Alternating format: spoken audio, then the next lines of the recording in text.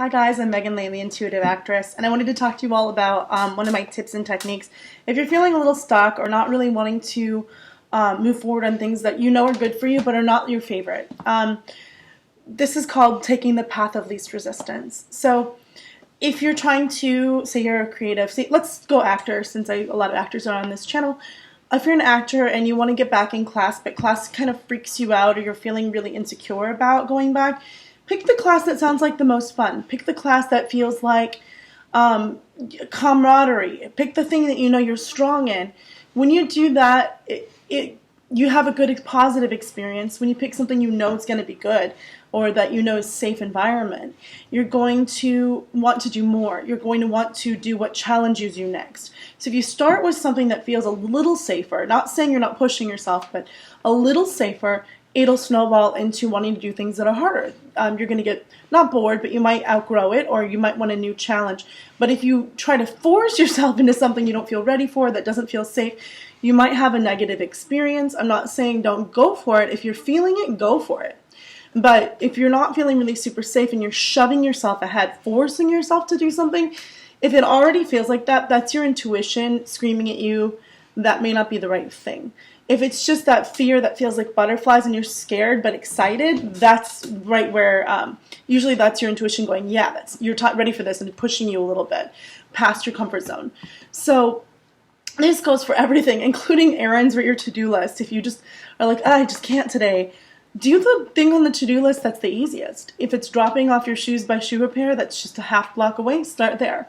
If it's making your Target run and you enjoy Target, I do, start there.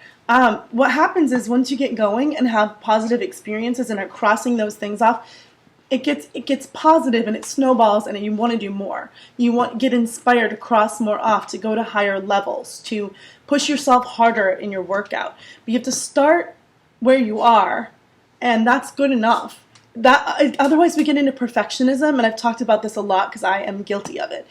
All or nothing mentality, where it's either like, I get so itchy. It's either everything perfect, hardcore, or nothing at all. Guess which one happens more often when you get into all or nothing?